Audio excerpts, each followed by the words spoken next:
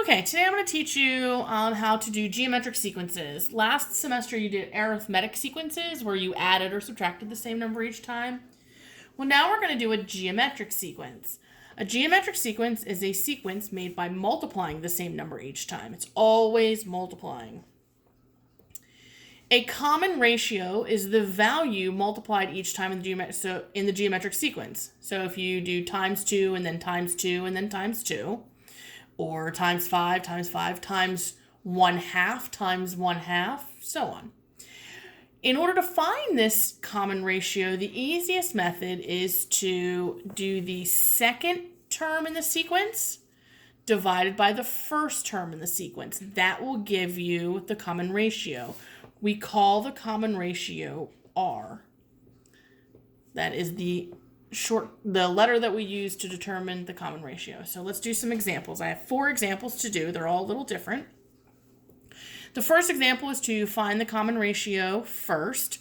So we're going to do 18 divided by 6.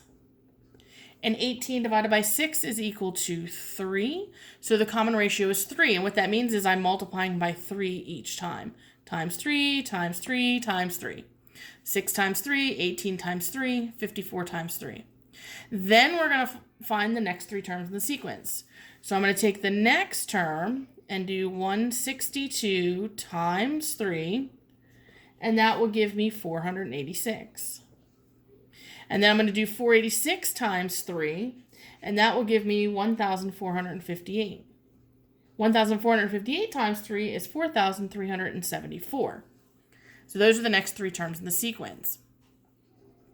Now, when we talk about these sequences, please know this is term number 1, term number 2, term 3, term 4, term 5, term 6, and term 7.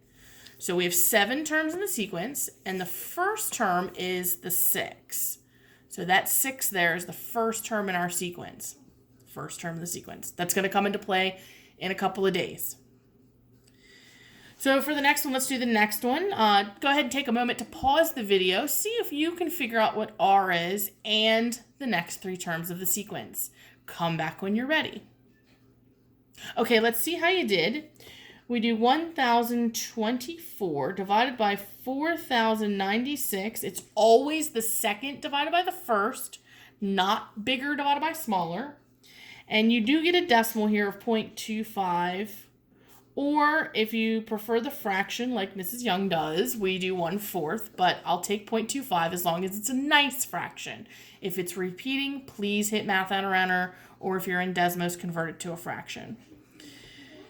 Then to find the next 3 terms in the sequence, we're going to do 64 times 0.25, and that equals 16.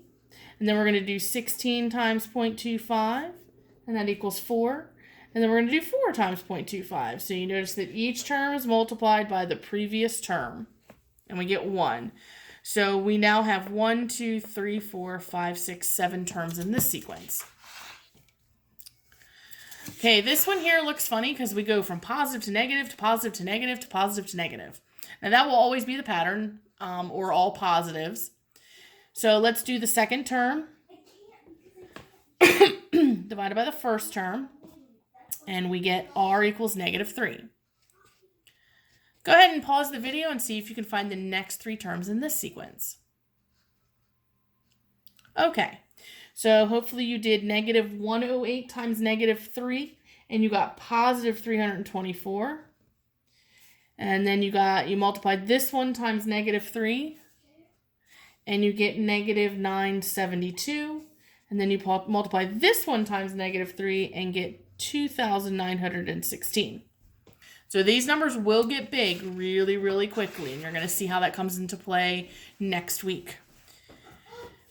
You may also encounter a table. N means the number of terms. So for example, up here, this is the first term, so N is 1. The second term, N is 2. The third term, N is 3, and so on. So that's when it says N, that's what it's referring to. Which term are we talking about in the sequence? So we're going to use this problem up here as our example. So the first term, the second term, the third term, the fourth term, the fifth, the sixth, and the seventh term. My first term, a sub n, that means a sub 1, so a1 is the first term. The first term was 4. The second term is negative 12. The third term in my sequence up here was 36. Remember, all these are coming from this problem right here. The fourth term, 1, 2, 3, 4, was negative 108. Now, it may give you this table and leave these 3 blank, and you just have to do kind of like what you did up here to figure out what the 3 are that they want. We might leave 1 blank, 2 blank, I'm not sure. But just know that a table is exactly the same. We just identify the term numbers instead of just making a generic list. 324, negative 972, and 2,916. I have provided you with a filled out version of this. It is color coded. That might help you to match the numbers and where they came from. That is also on Schoology. You're now ready to go ahead and complete the assignment. Good luck. Let me know if you have questions.